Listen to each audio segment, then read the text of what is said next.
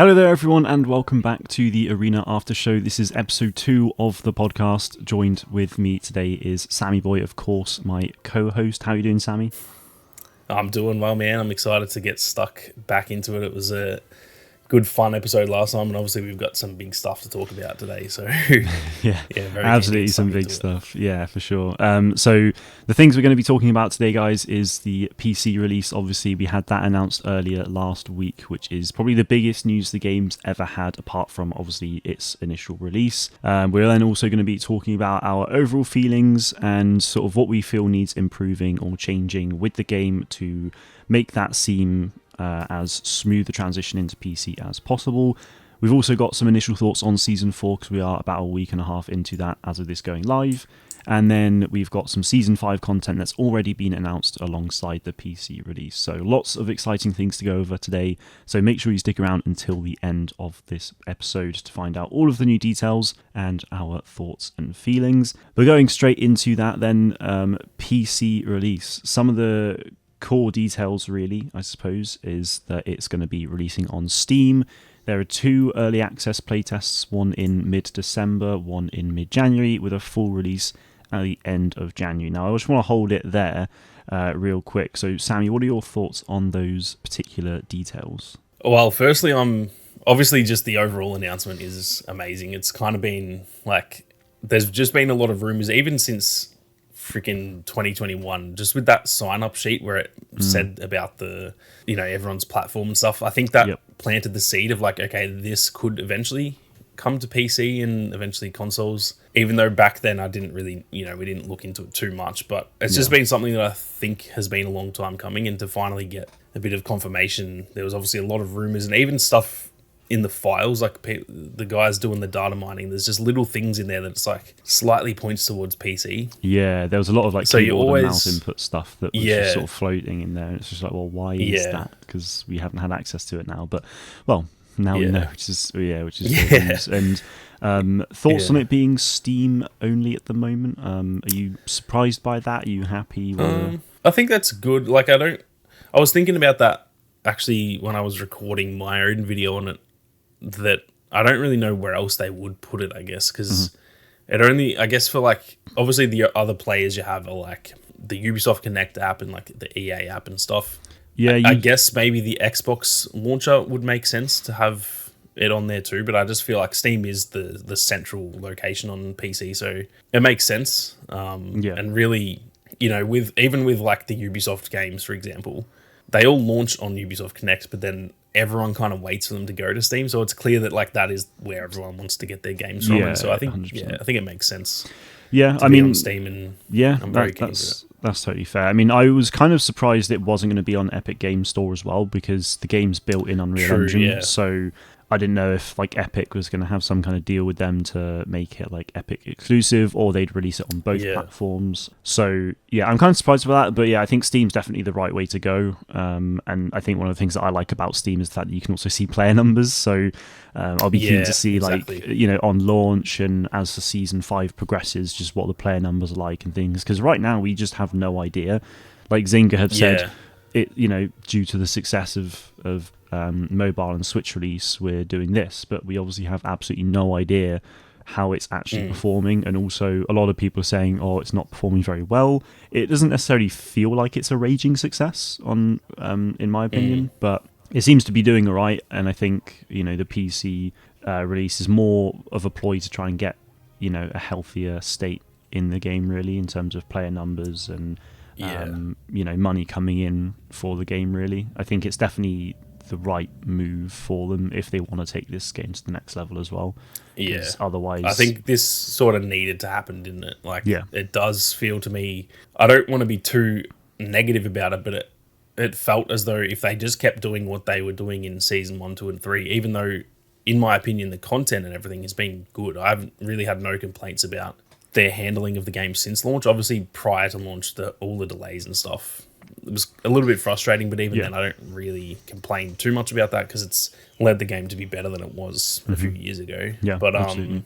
It just does feel like they needed to do something big to kind of, I don't know, amp this game up, because I think the thing with it is it doesn't quite feel like a Switch game and a mobile game to me. It does feel like a console and PC type of game. Yeah. And I think having it on those platforms, it just meant it felt like it was going to slowly die out. And I think this leading to potentially, consoles as well as in the PlayStation and the Xbox, I think that's where it needs to go. I think that just feels like the, natural progression of this sort of game. Yeah.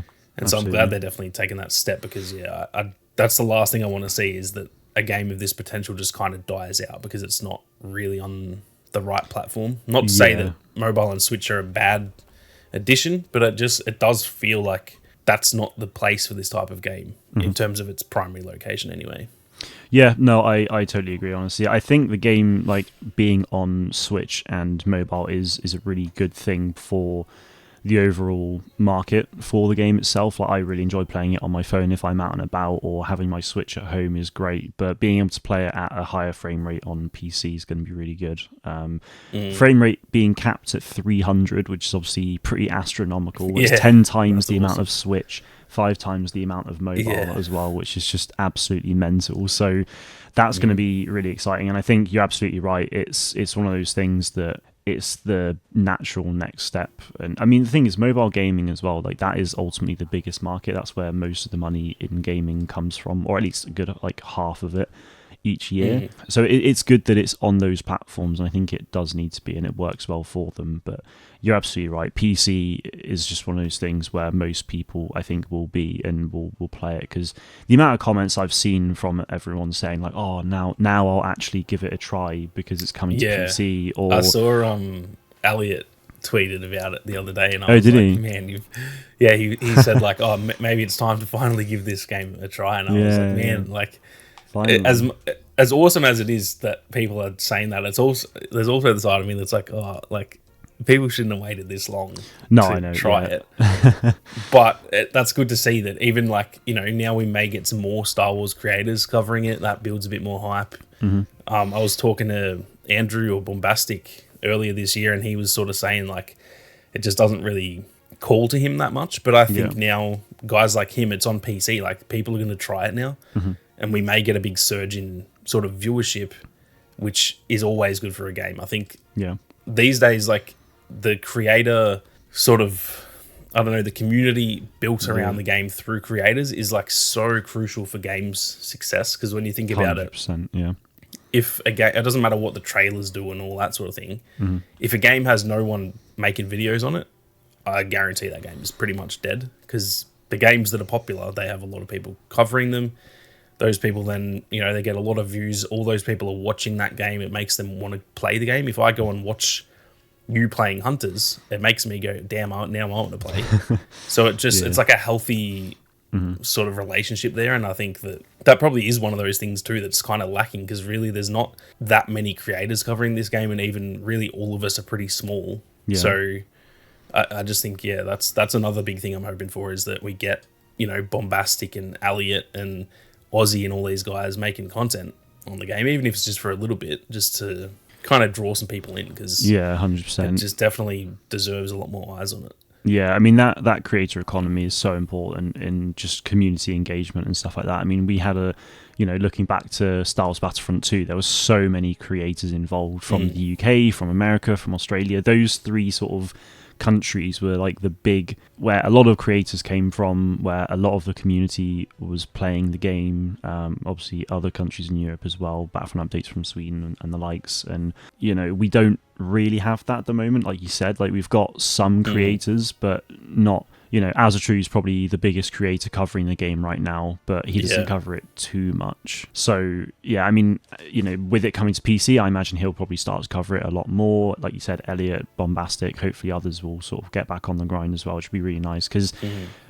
I mean, and even just from a community engagement perspective, from the community team themselves, like, they've been doing a much better job these last couple of weeks. Or, I mean, we're recording this a couple of days after the release of Season 4, and in these sort of 2 days, they've done a much better job than they have done since the launch of the game, really. They've been so much more active. They've been giving us really exciting, like, details and little things to actually converse about with each other. And it feels a lot more like a community now that it's actually being announced and everyone's just really excited for it. So hopefully I think that's like something that I was actually concerned with.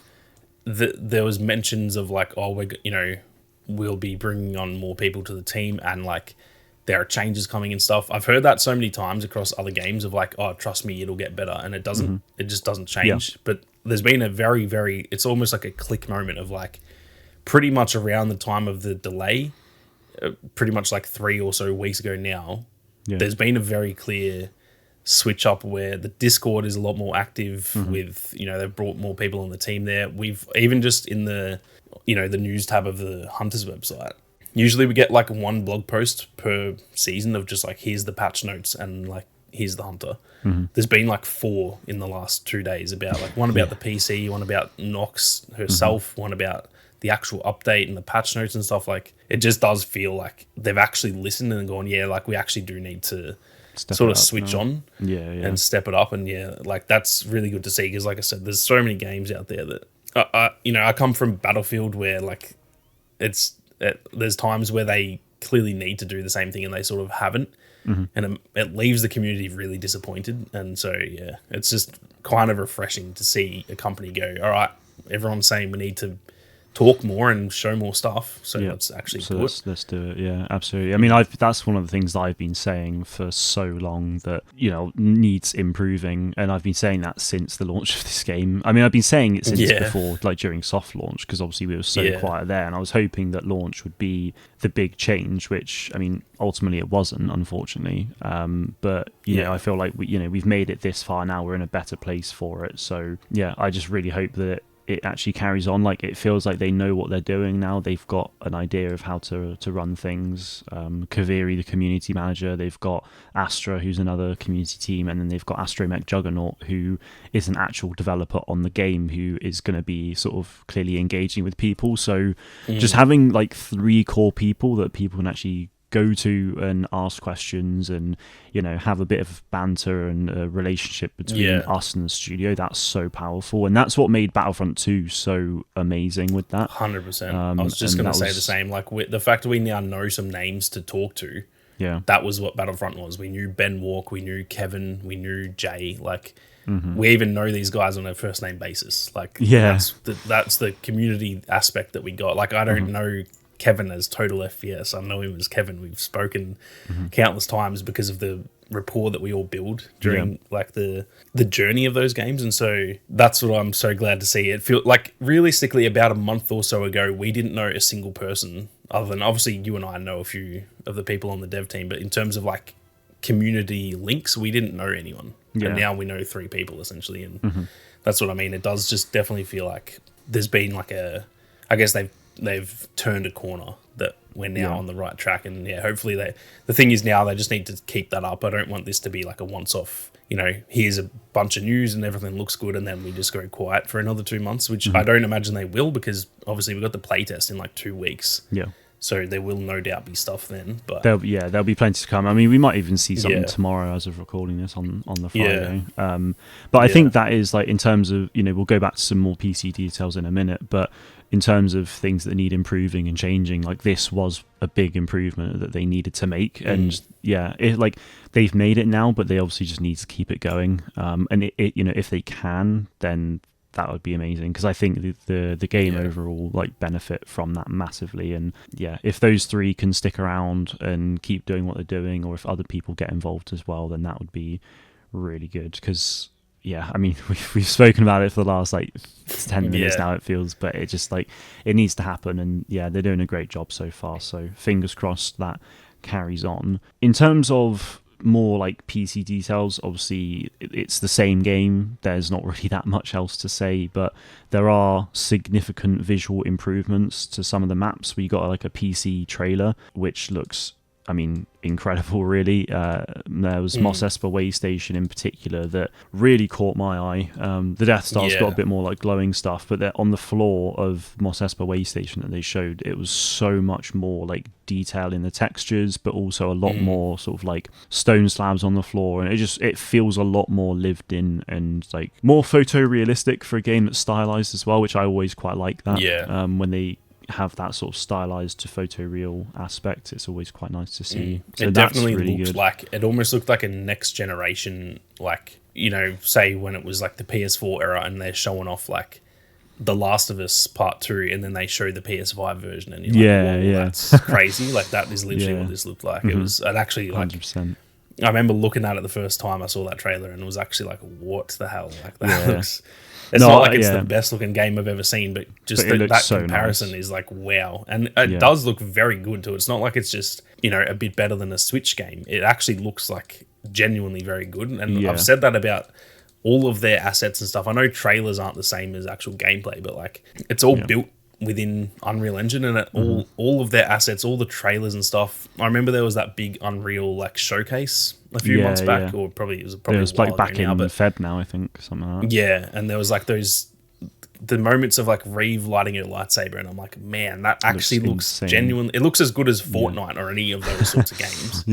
And like the fact that we're now going to be able to play that, you know, that version of this game, I can't wait, because that's really the only issue I've had with playing on the Switch is it doesn't look bad. It's just that I can clearly tell this isn't, you know, a lot of other games. I've been playing games on my PC with like 200 frames a second in ultra settings, and then I go to the Switch and it's 30 FPS on. It's a little bit fuzzy and stuff, and it's I really just want to play this in HD. So the fact we are now going to be able to do that, and it's literally like 2 weeks away. By the time this goes up, it might be literally about a week away. So well, yeah, exactly. Yeah, it should be about a week until the playtest actually starts. So yeah, hopefully by that point hopefully like by the time this goes up, we'll know if we made it in. But Kaveri did say that not to worry. Like if you do sign up, don't worry, because you probably will get in, because the sign ups like the limit on it is quite high. So fingers crossed we can get into that. And yeah, I mean, playing it in like 300 FPS cap would be insane. I do need to get a better monitor though, because my current one just will not do 300 FPS. But even 60 though, 60 on a monitor will look that much nicer. It will look so nice. Yeah, absolutely. Like, it's just gonna be, even to be honest, even playing it on 30 FPS but in advanced settings will just look like a night and day. And the fact that it'll be mouse and keyboard playable and all that, like there's just, I don't know, just everything about it. I'm so keen. This is really since you and I played it for the first time, because we obviously played it through Nox. So we were actually on PC. And I remember saying, like, within a week of playing it, we were talking and saying, like, man, imagine this on an actual PC and stuff. And now 3 years later, we're actually there, so absolutely. And for those who don't know, Nox is a PC emulator, or like it's an Android, it's a phone emulator. Now we need to clarify PC, that, which obviously it's spelt the same. It is quite ironic, really, isn't it? That like the first time we played this was on PC using Nox, and on the same day of the PC announcement, Nox comes out, which is a Zabrak Hunter. So it's an emulator. I said it in the announcement, like sort of news video that I did. I was like, I wonder if, obviously that's not, they didn't call it Nox for that reason, but like I'm certain that they know that we played it on Nox, because all the content creators were playing it on Nox and like advertising it. So I wonder if it's a little like nod to that, if they've gone, like we could call this character Nox, but there's also the reason. It's almost like a little Easter egg, I guess. I genuinely believe that would actually be really cool if that's the case. 100% feel that they, even if it's unintentional, they definitely know that we played on Nox, and the fact that we've now got a hunter called Nox, that I don't buy that's just completely absolutely. The last sort of key details that I think I want to go over really is just the system requirements. A lot of people sort of ask about those things, and I mean, a potato could run it, to be honest. I mean, you need like a 4th generation Intel i3 for the minimum spec, 4 gig RAM, an NVIDIA GeForce GT 330 or an AMD Radeon R7 like graphics card. Like they're things from like 10 years ago. It feels, you know, it's just like, I mean, a GT 730 is old. I genuinely can't actually remember anything before the 10 series, like the 1060 and that. When I read 730, I was like, what? I didn't actually know that was a thing. I thought that the 10 series was like Nvidia's first line or something, because I was like, I knew no way anything was before that. I mean, I have a laptop which is over 6 years old now, I think, or actually no, I've probably got it around this time. The same one that I have? The Omen HP laptop. Omen or whatever. So that's got an i7 I think 8th generation in. It's got a 1050 Ti NVIDIA GTX card. 8 gig RAM. Like it's nothing. I mean, at the time, for me anyway, that was kind of my first step into like laptops and PC gaming and stuff. So I was quite happy with it, and it allowed me to do game development, college stuff. But like that's 6 years old now and would run this game absolutely fine. If you look at the 4K recommended settings, like that 6-year-old laptop will play this in 4K, probably 4K 60. Exactly. Absurd. That's just mental. To play a 4K 60 game these days, like for example, Stalker 2 has just come out. My PC, I got a 4070 in my PC. Like this is a beast, and I can't even run Stalker on Ultra because of how like demanding games are these days. So the fact that my missus could launch this on a laptop that's like from freaking 10 years ago, and she could probably play it in 60 frames a second. Like mental. Yeah, it's going to be wild, so good. But that's the beauty of it, like because it's a mobile game going to PC. Like I think that's part of what makes it so achievable to have such minimum system requirements, and also just means it's incredibly accessible to players as well. Like the fact that literally anyone with a PC these days could play this game is just amazing. So yeah, I mean that's just great. I think that's one of the things I really want to stress, like towards the launch of PC, is just like anything can run this. Essentially, if you have a laptop, you'll be able to play it, because a lot of people nowadays, even if you've got an actual PC, a lot of people still go, I don't know if I can play this new game because I need to upgrade my PC. Like, don't think that with this game. If you have anything from the last like 8 years, you could probably play this just fine. Pretty much. And the thing is that laptops that are like 10 years old, half of them don't even work anymore. They're that old. So like pretty much if your laptop works, this game will work. Like, I'd be shocked if you've got something from 15 years ago that is actually still running. So yeah, and that's also exciting too, in the fact that we can now keep the mobile aspect of this. I can just bring my laptop. If I'm on a holiday, I don't have to bring the Switch. I can bring the laptop. True. And play this in still like 120 frames a second. And it's still a mobile game. I can just hook it up to my hotspot and stuff. So yeah, that's nice. That's also awesome too. Like I think the lack of it being demanding is really, really good, because it still looks great. I think in 4K it's not like it's gonna look bad or anything, but it just looks like those specs just, I don't know, like you said, a potato could literally on this game. It'll be absolutely fine. Of course it is keyboard and mouse, also controller can play it as well. And the last thing actually is that cross-platform play will be a thing. So the play tests, I think you'll essentially like use like fresh accounts. I don't think we'll be using our current ones, just to make it fair for everyone, essentially. But then we will be able to connect it at the full release of the game. At that point as well, crossplay will become playable from PC to Switch and mobile. And crossplay will not be able to be turned off to start with. A lot of people have already requested that feature to be a thing. So fingers crossed that happens. If that can happen for the launch of PC, that would be really good, because like mobile and Switch players will probably get stomped on at that point. That's the thing of like, it's one of them areas I don't personally care, because I'm going to be on PC. I don't really, I'm happy to stomp, but it's not fair. It just straight up isn't fair. If I'm on a keyboard and mouse playing on 300 frames a second, like even a better player on the other team, I probably will kill them a lot more than they'll kill me, just because it's just easier on a PC. So I do hope that they add the toggle to it, where if you don't care, that's great. I think the more player, the bigger the player pool, the better. But absolutely, for those who do care, I think that's completely fair to be like, please don't put me in lobbies with PC players. Yeah, I mean, if you're on a Switch, then to be able to, you'll be going up against people with 10 times the frame rate as you potentially, that's just like mind blowing. In a multiplayer game, that does matter. Frames win games, crazy. People. Yeah. So, and even when you think about how small the control, like the Joy-Cons and the little thumbsticks and that, they're so small on a Switch. Yeah, they're not. I'm here with using my whole arm to freaking aim and stuff. People are just you're just like using barely moving their thumb. Switch controller. So just like, it's definitely going to be very rough. Yeah, for the Switch players and the mobile players, but Yeah. Yeah. At the same time, I guess mobile has that slight advantage of like the auto fire and stuff, because for me, I struggle a lot on mobile. Yeah. But that's because I don't really use the auto fire thing. But at least there are some little advantages to make it, a bit easier. But still, I just think they really need to get that toggle. Yeah. To allow 100%. People to just not play against PC players. Yeah, for sure. So in terms of things needed to improve and change with the game for the launch of PC, I suppose that's one thing. Like, we already know that's not a thing, so they need to change that. We've already sort of touched on improving the overall community engagement and marketing side of things, which, like we said, has been better recently. Is there anything else that you feel like needs to happen prior to the release of PC or for the release of PC?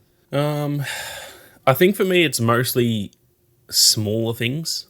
I will say I'm a little bit concerned with how this game actually reviews on PC, because the PC player base is pretty brutal in terms of like, there's that many games that are very good, and if they have one thing wrong about them, the Steam reviews will go completely negative. Just look at Helldivers this year, where they just added the PlayStation login and it got review bombed. It got bombed stuff. to hell. Yeah, so the fact that this game's got gambling through the arena vaults and stuff as well. That's what I mean. I am actually a little bit concerned about this might become like a bit hated and have some drama. So I'm slightly concerned with that, and I don't. It's not realistic for me to say I want them to remove the loot box stuff, because they just added it last season, so there's no chance they remove that. I just think in as many ways as possible, they need to try and turn this into a PC game that is on mobile and Switch, not the other way around. Because if people are coming to play this through Steam and stuff, and it feels like a mobile game, I do think that will negatively impact people's view of the game. Whereas if it feels like a PC game, just like the same way that Fortnite and Apex are console and PC first, and they're still on mobile, that's the way I think they need to sort of reframe this game. Because, like I said, I just think there's, I don't know, a lot of little things that, like, I'm almost certain the PC player base will rip this game to shreds, and that's not because there's that much wrong with the actual game itself. It's more just that it isn't quite a PC game just yet. Yeah, and it's hard to point at what they need to change to fix that, because that's such a weird thing to say. Like, it isn't a PC game. Like, who determines that? It just feels maybe like little things, like, for example, the UI and stuff. It does feel like a Switch game or an old school type of game. I think if they update a lot of the UI to make it feel like a modern day arena shooter, more in line with Marvel Rivals or Overwatch or whatever, little things like that, which again, the UI does not make the game better. It's more just quality of life stuff that I'm sort of getting at. I think the game itself plays well enough that I don't see any major issues there. Obviously, little bits of balancing and stuff, but I don't think the balancing really changes too much between PC and Switch and stuff like that. I just think the good hunters that we're playing now, they're still going to be good on PC and everything. So 100%. That's an ongoing thing. You're always going to be balancing. Yeah, I do feel like people who have really good aim on keyboard and mouse, they're going to kind of dominate with even like Diago as well. Yeah, I think. 100%. Yeah, I see. It's mainly the blaster heroes where there's going to be the advantage. Really, I think like melee heroes will be the same. Like you can play them just fine on Switch. So I don't think that's going to be a particularly big problem. But it's certainly going to be an interesting one to see how things are. I mean, obviously there's going to be another balancing update probably for the launch of PC.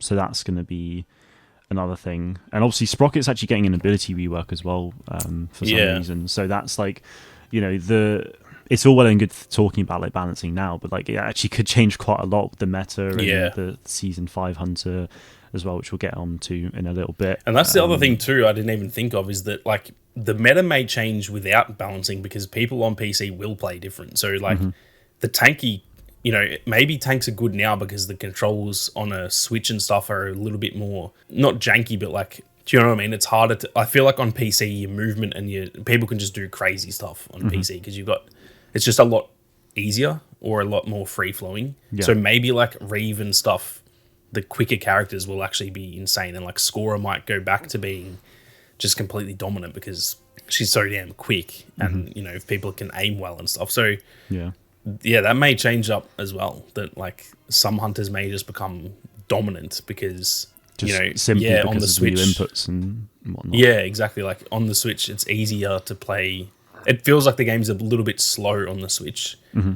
So everyone like tank. Obviously, if there's a slow game, the tanks are generally going to do well. Whereas the faster paced, or I guess the more fast paced the game is, the characters like Reeve and probably even Nox and stuff, even Diago, Scorer, those characters may actually just become like dominant because I can imagine someone just being an absolute freak with Reeve, just having the most clapped movement of all time. And you just can't even shoot her or anything, and she just runs up to you and slashes you to death. Like, so that's going to be interesting to see. But again, I don't think that's really something we can even. I think the game just has to be on PC for about a month or two before we can even really comment on that, because it's just you never know what balancing is going to be like. Yeah, absolutely.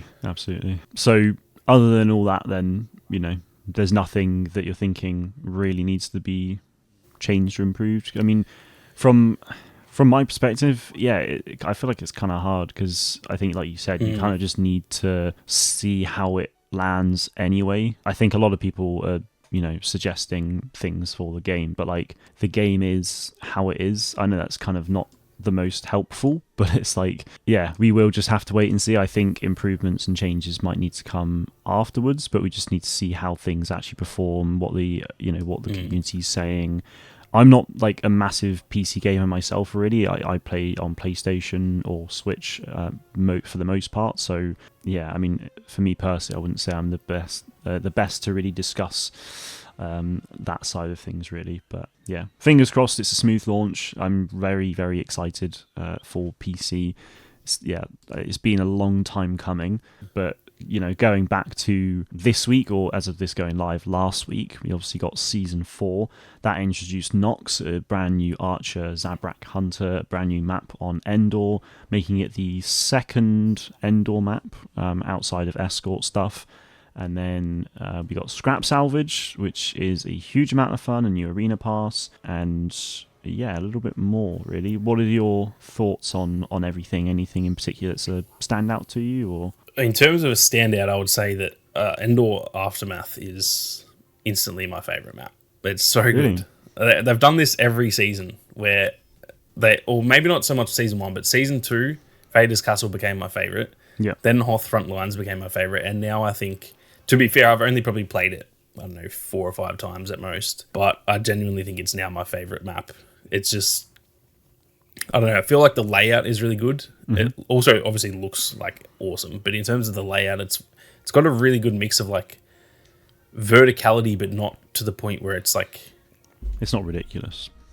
Yeah, my issue with the verticality in Hoth Frontlines, for example, like when you're in that central sort of building, and then you can like drop down into that lower level, that is almost a bit too much verticality, because it feels like to me it's like there's not that much point going down into the little cave area. Whereas for this map, it just feels like everywhere is useful. You can play on the ground if you want, you can be up on the higher points, and it's still it just feels like it's nice and open. And I just really like the layout of it. Again, it's hard to tell after a few games. I think there's always that like recency bias of, new map, this is awesome. But it just plays really well from what I've experienced so far. And I don't think I've played it on every mode, so maybe certain modes won't play as well or whatever. But I think for me, that's probably the standout, even though that's kind of hard to say because Nox is also equally the standout. I think she's now also going to be my main alongside Reeve when it comes to, maybe not ranked, because like I said, the tank meta is kind of, you kind of have to play a tank or a support hunter. But in terms of casual play, I think Nox and Reeve are now pretty much my 2 mains, just because they are so much fun to play, and they both suit my playstyle. She's so much fun. She may need a slight nerf because the headshot damage is kind of out there. Yeah, it's quite high. The double tapping Sentinel is absurd. Like 2 headshots and he's dead. That's mental. Yeah. I mean, no, I think like with Endor Aftermath, like it's hard to say if it's my favorite or not. I've said quite a lot the last couple of days that it's not my favorite, but like the more I think about it, the more I'm like, I really do want to play it. But I don't know if that's just, again, because it's like new shiny thing. It's definitely like one of my favorites. Like I'd rather play Endor over like Mos Espa Way Station, but I'd probably put it fairly equal. I'd say it's pretty equal to Vader's Castle and Hoth Frontline. Yeah. Like it's definitely like top 3 map for me at the moment, and I just feel like that's a testament to the environment team, because every single map they've released has just actually been awesome. Like it just in their own way as well. Vespara Row is probably like my least favorite map, or one of, but it's still like a solid map nonetheless, and I like what they've done with it being Vespara and you know, giving us a bit more insight to the world that we're actually playing in, rather than, you know, just being a showcase of other planets we've seen before. So that's, you know, that's fun in its own right. But like Mos Espa Way Station last year, when they added that, was one of my favourite maps. Then Death Star Crossfire came out, loved that. Vandal Rail Yard, and everything since launch is just, you know, every map, like there's no map that I really dislike. Whereas a lot of multiplayer games, there's always like those 1 or 2 maps that I'm like, oh, I really don't want to play that. Yeah. Or if you look at the recent Call of Duties, it's every map. yeah, exactly. It's honestly, like, the last 5 CODs, it's like I'm kind of like the opposite of like, oh, this is yay, this is the good map. Like every other map sucks, and like finally get to play the single good map. Whereas, like you said, I just feel even Vespara Row, which for me is also, it's probably my least favorite. I never go like, oh man, I'm gonna play this map. It's still fun. It's still a good map, and it's very chaotic. So yeah, I genuinely think there are no bad maps in this game, and it does feel like they're also getting better each time, because season 2, 3, and 4 standouts. They've essentially become my favorite map, and I remember saying that in my review that has gone up probably about less than a week ago. As this goes up, that every season the new one is my favorite, which doesn't really make sense, because it's kind of like it's only been here a little bit, and I'm like, yep, this is my favorite map, which doesn't make sense. Yeah, because usually I'm also I'm a very picky person with maps. Usually I'm pretty easy to please with most other things, but map design for me is like, one of the if the map sucks, the game sucks. I don't care how good the gunplay is. I don't care anything. If a COD game, because all the gunplay is good, if the maps suck, I don't like that COD. It's literally that simple. Yeah. And so, and I get that, super because important that's to essentially me. the world you're immersing yourself into. Exactly. So you need to enjoy it to actually enjoy the rest of it. And so like they're killing it with that stuff for sure. 100%. Yeah, and I feel like on that same line of thinking as well, like, you know, when Aaron came out, he was one of my favourite hunters to play. I mean, we'd been waiting for him for like 3 years, to be fair, but it's just like I found him so much fun, and he like really suited my play style. And then Chaos came out, and again, I then found that she was probably one of my favourite characters to play. Again, it could just be this whole new shiny thing, like yay, new hunter, and they're a lot of fun.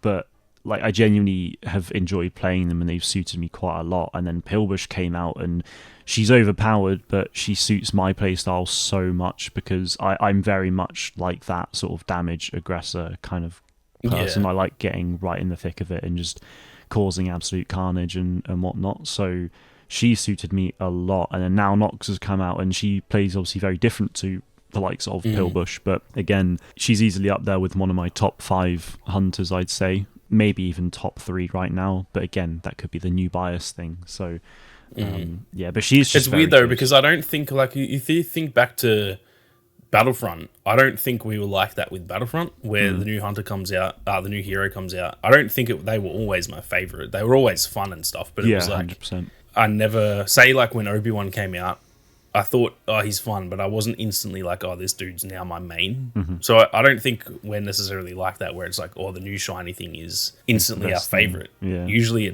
I'm actually sort of hard to please with, like, when there's already a bunch of established play styles and then they introduce a new one. Usually I'd take a while to get used to them, and I'm sort of like, I kind of enjoy the comfort of the characters that I already know, because it's like, it's just, that's how I know how to play. So yeah, the fact that they're feeling so good at, like, when they launch, I think isn't just because, obviously the fact that they're new is always exciting, but I think they're genuinely good to the point that they become our favorites, not just because they're shiny, but also because, like, the design of them is really, really good. Like, 100%. I've been really impressed with Nox, the way that, like, I just think she's got a very simple sort of ability set. Nothing's crazy, but it all just works well, and it's like, it feels thought out. They've kind of got, all right, she's a kind of a sharpshooter, so she doesn't have that much up close. So they added the, like, poison arrows that if someone's rushing you, you can kind of hit them with that and deal a lot of damage. And then she has a bit of an area of effect type of ult. So like it just, they just all feel very thought out. And that's pretty much the most important thing when it comes to like a hero shooter, that they need to feel, you can't just put a new hunter in and just be like, okay, let's just use this ability and give him this weapon and that'll do. Like you kind of have to really think it out. And I think they've done like a really, really good job of doing that. 100%. I mean, if you look at like Marvel Rivals, which actually, as like on the day of recording, went gold today, they are launching with like 33 heroes, which is like actually absurd. Mental. I mean, and you know, I've not played Marvel Rivals yet. I will do when it comes out a bit, but like, you know, everyone's going to be thought out there, but like there could be a lot of issues. There could be a lot of people that aren't particularly great. Some characters might not really get played an awful lot compared to others. So I feel like it definitely felt in the beta that there was already a lot of not major, but like there was balancing issues. Like there was heroes that I was like, yep, this is the one for me because they're so good already.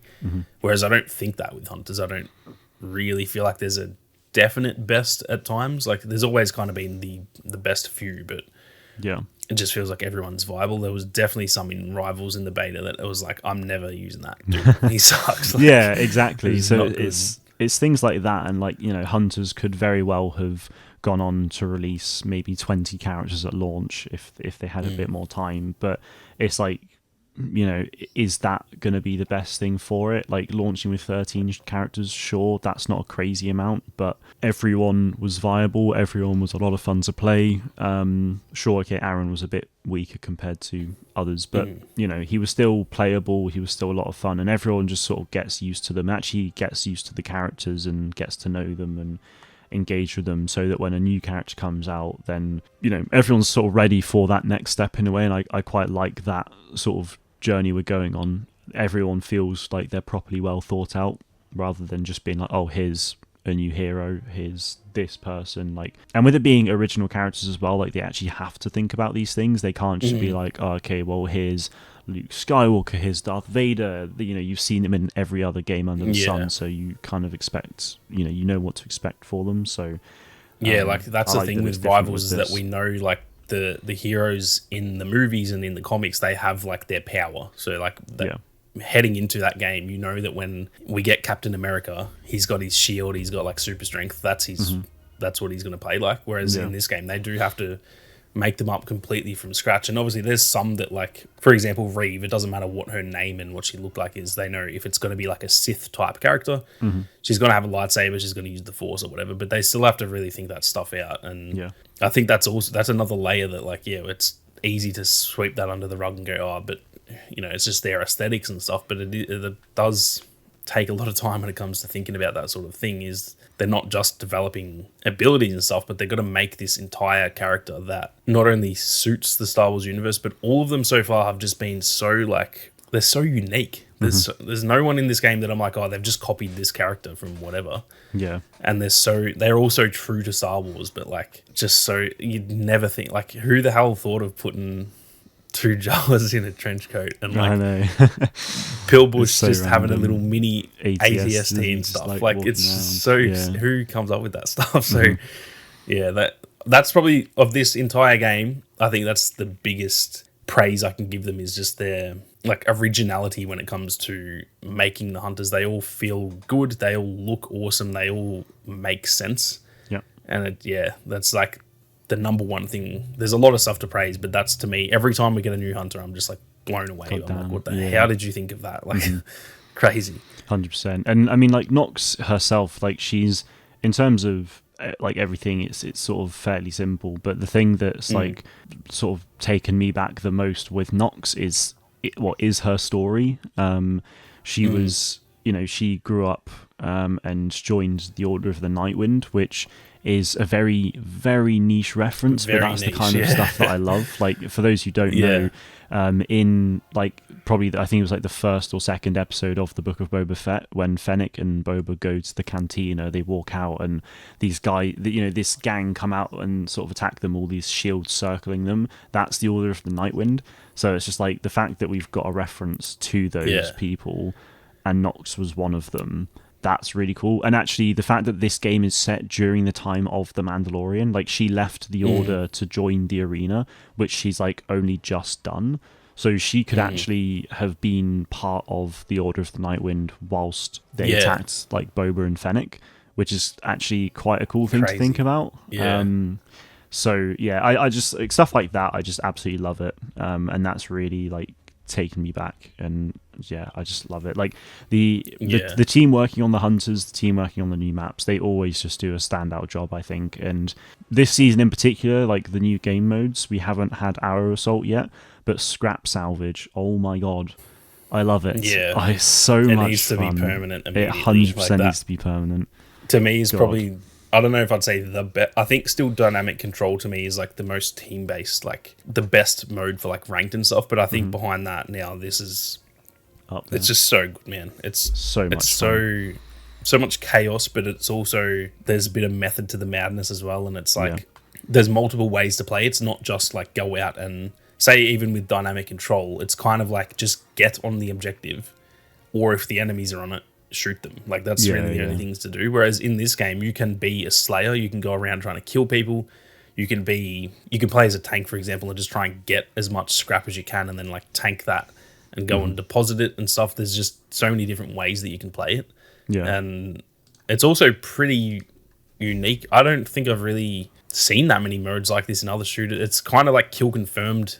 Yeah, but well, it's extra stuff to it. You know, Banked in it, like it was called Bank or Banked in COD. Like it's like so. Kill confirm's been a thing for years and years, but then in like that's Modern Warfare 1 or something like the reboot, or one of the and last, even like, the sort of finals. 5 years. I'm thinking of what was that? The Bank It mode or the cash out or whatever. Cash out. That was it. Yeah, it's kind of similar to that, I guess. It is similar to that in a way. Yeah, I mean, it plays exactly like Banked in Call of Duty, if that's what it is called. I actually never thought of that because I don't think I played that COD as much as others, but I do remember playing that now. And it is pretty similar. Yeah, no, exactly. But like in COD, like I liked it, but it wasn't hugely for me. I kind of just played COD for the usual like hard point domination team, like maybe kill confirmed as well. I don't mind, but I feel like a mode like this works really well. And again, they've tied it to the Star Wars universe really well. The fact that it's this like little airspeeder that is actually iconic to Star Wars. Like it sits outside of Mos Eisley Cantina. Everyone who's watched Star Wars has seen it. Yeah. So that reference is cool. But the fact that you get 3 Anzellans in there is also just great as well. They're just funny as hell. So they're so funny. The amount of times I've died like depositing and then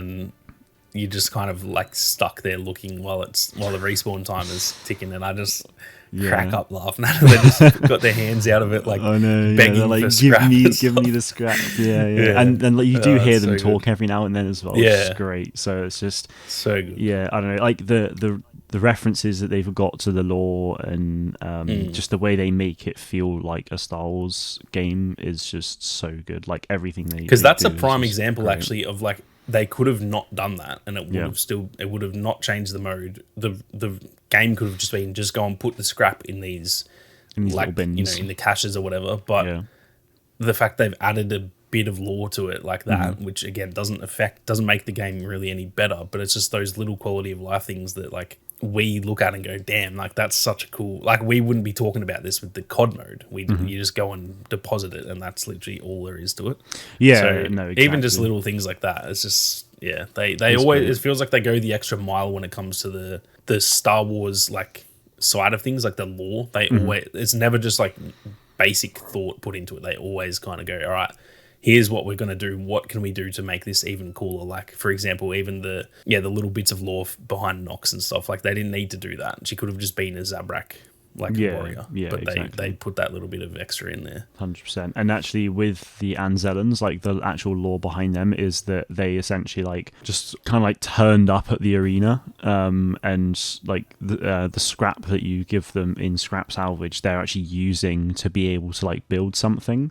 So it's like they could actually use this as like a storytelling for like a future thing of the game. It's just be like, there could be a new game mode, or it could be like a new droid hunter that these Anzellans built. And it's just like, we've just been playing scrap salvage for the last few months.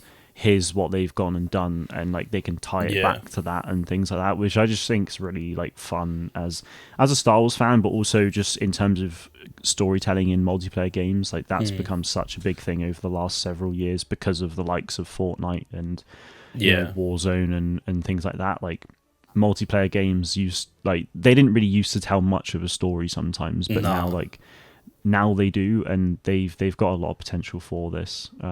Whether that's from just give us scrap salvage and they do that, or they do some kind of big community event where it's like grab 10 million pieces of scrap over the next 2 weeks, and if you as a community achieve that, then like you get something that they've built.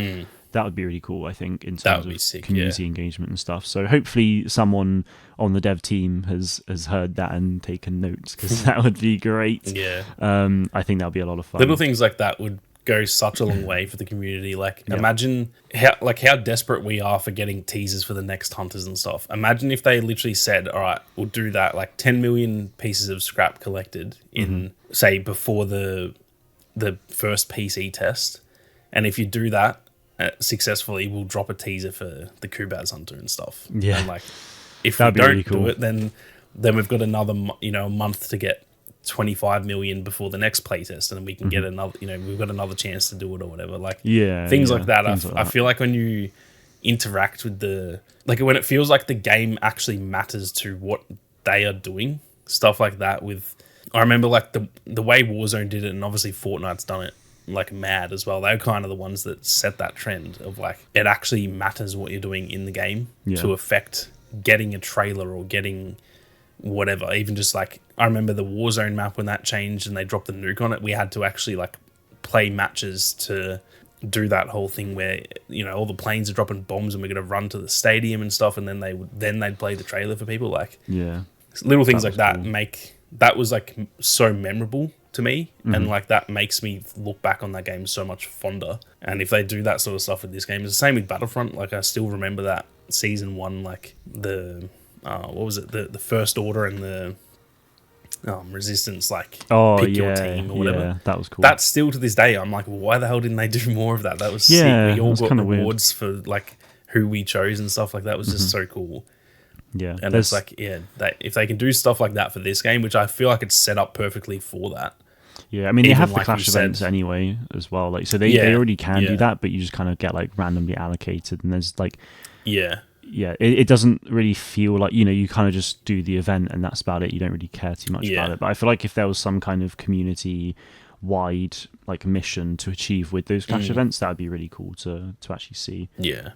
So hopefully even like with Battlefront, it was like, remember it was if we all get X amount of like kills or wins or something, we all got that Leia skin, the Princess Leia skin, stuff like that. Like that was so, I remember everyone just locked in. Everyone was like, oh, that's the 6 skin, let's just play the hell out of it this weekend, and we unlocked it in like a day or something. Yeah, exactly. Like it just, I don't know, it just brings the community together so much. You'd have both of us would be streaming and being like, everyone get in my match right now. And all these games and stuff. Like, it's just so fun. That's the thing. There's so much that like Zynga could do in terms of community engagement, and obviously our DMs are open at any time, so don't be shy. Hit me up. Hit us up. I mean, there are so many ideas and things that can be done, and hopefully they'll.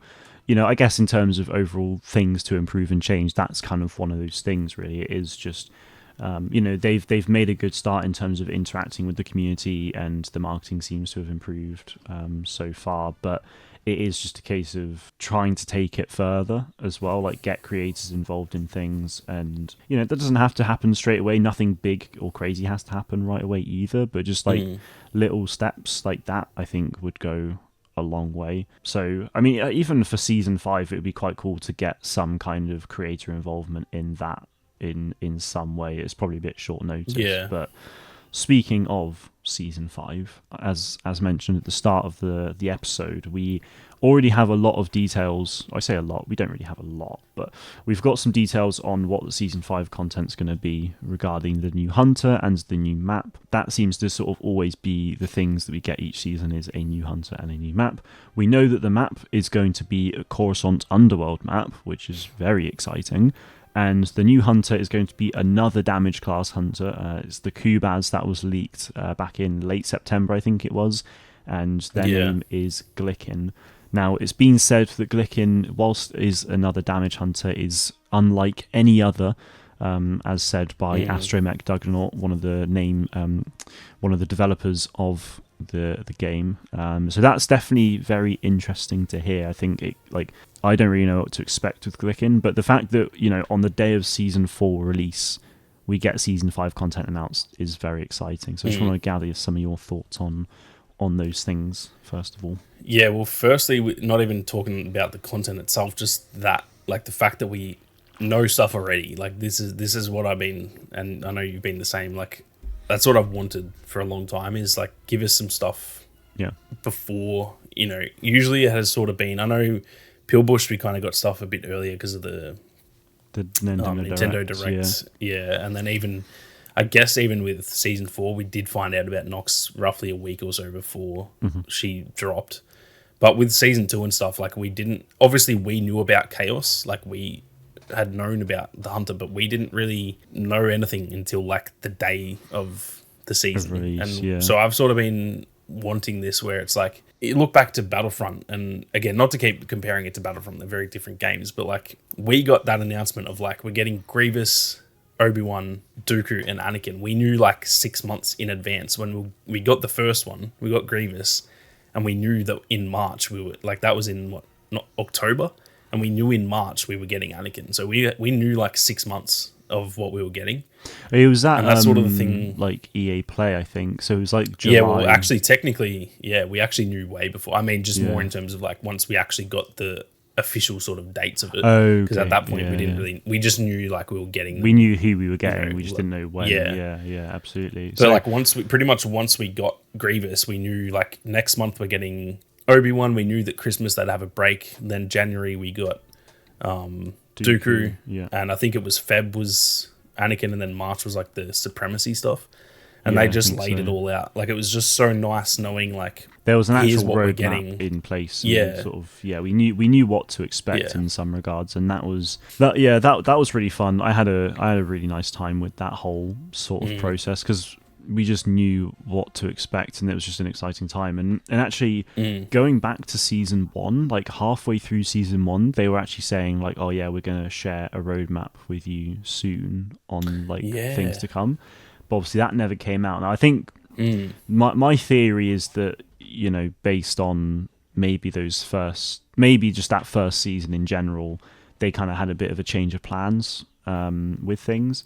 But I don't know. So maybe that's why we didn't get the roadmap in the end. But I'm hoping that, at the start of next year, they'll, like, drop Season 5 and they'll be like, okay, well, here's what the next 6 months look like. Or maybe they go 12 months again, but they're just like, well, here's in detail, like, what we're getting in the next 6 months, and then, like, you'll hear more about it, like, later on for the rest. That's of the even the good way to do it, I reckon, as well, because I know that one of the biggest issues with giving out a roadmap is you're kind of setting yourself up for, if things do change, then your people go, oh, you lied about that, and whatever. Don't even have to give us absolute, like, here's the name and what the species the hunter is and stuff. Just, like, say next season we're getting, like, maybe actually announce that one like they've done here with Glicken. So we're getting this exact hunter and this exact map. In the following season, you're going to get a support hunter. Don't need to know the name, don't need to know the species. We're just getting a support hunter. And, like, I don't know how they could really say the map without saying the planet. Maybe just say we're getting a snowy map, and it could be Hoth, it could be whatever other planet, could be anything. And then like, even after that, then just go the following season after that one, we're not going to say what hunter it is, but you'll get another hunter. We're also going to add a new game mode, and we're going to add a new map again, and little teasers like that, so that at least we know. And to be fair, that's fairly basic, because we kind of know that already. We already know we're going to get a hunter and a map per season, but just things like seeing it actually officially laid out like that, I think would be really good. But also just give us stuff to speculate. I love speculation. It's like we already know what we're getting for season 5 now, so I can't make any content on what map we gonna get, what hunter we gonna get. I can't do that. Obviously, I can now speculate on the abilities and what it could look like and things, which is great. I'm excited for that. But yeah, just leave. There needs to be some mystery somewhere. Even just saying this following season will be a Clone Wars season. And then we can go, oh, well, damn, are they going to add a clone? Are they going to add a droid? Are they going to add a Magna Guard? Who's that going to be? Little things like that. That definitely, because I remember the same thing in Battlefront of the little tiniest bits of information, the whole community would just eat it up, and you'd have freaking 10 videos from each creator over that next month going oh, here's what the new hero might be. Here's what this map could look like. And, it was, I don't know, I just feel like we were saying before about the whole creator economy stuff, that just keeps people engaged. If we don't know what we're getting, it's hard to keep paying attention. You know what I mean? The game will always have a certain level of engagement and an enjoyment to it. But especially in terms of content creation, it doesn't matter how much I'm enjoying the game. If there's nothing else to talk about, it gets to those periods where I'm like, all right, well, I'm just going to take 2 weeks off playing and just come back at the end, the start of the next season. Whereas when there's just constant talk and little tease here and there, it just feels like, I don't know, it just keeps people hooked. And that's, I think that's so crucial for a live service these days, that there's been so many live service games over the last few years that they just can't retain people's attention. Part of that is probably just the whole TikTok generation, our attention spans are just shorter. But it's going. Yeah, but I just think there is stuff they can do to keep us engaged, and a lot of that is 100%. Even just drip feeding something that then we as the creators, that's kind of then it's our job to convey that message, make videos about that, and get people excited. 100%. And I mean, I released a video today talking about some additional details that we found out yesterday. It's that engaged, because Kaveri and Astromech Juggernaut were on the Discord quite a lot yesterday, talking with the community. There are nuggets of information that they were able to put out to us, and it's well, okay, that's not necessarily things they're going to go in and do in some big public press release, but as creators for the game, I now feel like I've got a mission to get that information out to people, because that the frame rate cap was no doubt a question for so many people, and that information goes into a Discord server with 5,000 people in or more now, but that's obviously not the whole community, so there's still a lot that they could do. There's still so many people that can reach, but now that more people know about it, it's just nice. And obviously they're not going to go and just tweet you 300 FPS cap, by the way. So just doing having that engagement that is just really fun. And as a creator, it's good. It keeps ideas flowing for content, and really helps. It makes our job a little bit easier, to be honest. So, and it's just even I just noticed that in my own Discord and stuff, I get more people. Once there's that little nugget of information out there, then people will posting links in my Discord, being oh, did you guys see this? This looks awesome. And half the time it's not even me making the videos; it's just other people in the community being damn, talking amongst themselves. Oh, did you see about the specs on PC? My laptop's going to be able to play this. That's awesome. Because little things like that, they do go a long way, and just get constantly having people talking and having something to talk about, I think, is a bigger thing than most companies really seem to realize. I think that's not even just talking about hunters. I think a lot of dev studios and the publishers and that, they don't understand that the community, especially with multiplayer games anyway, the community needs to be thriving, or the game won't succeed. It's literally it's so simple. No matter all the little analytics and all the such crazy depth that game design goes into these days, it is literally as simple as that. If the community isn't engaged and talking and having fun, the game won't do well, and that's their only goal, is to make a successful game at the end of the day. So that's what they got to do, is they got to give us those sorts of just stuff to be excited about, and constantly having something, even if it's like you just said, the 300 frames per second, just that little bit of information, it's pretty much irrelevant. I don't have a 300 hertz monitor, so I don't even get to play 300 frames a second, but it's still awesome to know, and it's good to know that the game's going to be smooth, and that little things like that just make you so much more excited. Mm-hmm. Yeah, absolutely. I completely agree. And there are people out there who do have 300 hertz monitors, so like for them to be able to know that they can do that's great. So yeah, I mean, I think to sum up the entire episode today, I think just the game has a lot. I mean, the game had a lot of potential anyway, but now it's got even more. I think it's a very exciting future ahead of us with Star Wars Hunters. They just obviously need to keep doing what they're doing and continue to seek improvement on various things, and hopefully a lot of what we discussed today, and even probably in the last episode as well, hopefully that can be heard and get out there. And obviously if everyone has ideas, then by all means, like, put them in the comments or join the Star Wars Hunters Discord server and put them in the game feedback channels and things like that, because they will read them, they will listen to the community, and they will act on things, even if a change, not all changes obviously will happen, but that doesn't mean they won't be listening. So I think that's definitely their most the most crucial period for this game now is literally from now until maybe March or April next year of like listening to the feedback from these 2 playtests, and then obviously they're not going to really be able to implement any of those changes before the actual launch because it's just too soon. But like that's where I give them a few extra months of like leeway of like what the PC playbase is saying, because it's a whole new playbase. Like you said, they're not going to add and change everything because that's just not realistic, and also like gamers don't always know what we want. Like we'll say things, but it's not always the right decision. Yeah, absolutely. But as long as they're listening and really trying to take that feedback on from essentially December 13th with the first playtest until maybe even just like the middle of next year, try and any constant feedback they're getting about like this thing needs to improve, even if they do or don't like change it, just at least take it on board.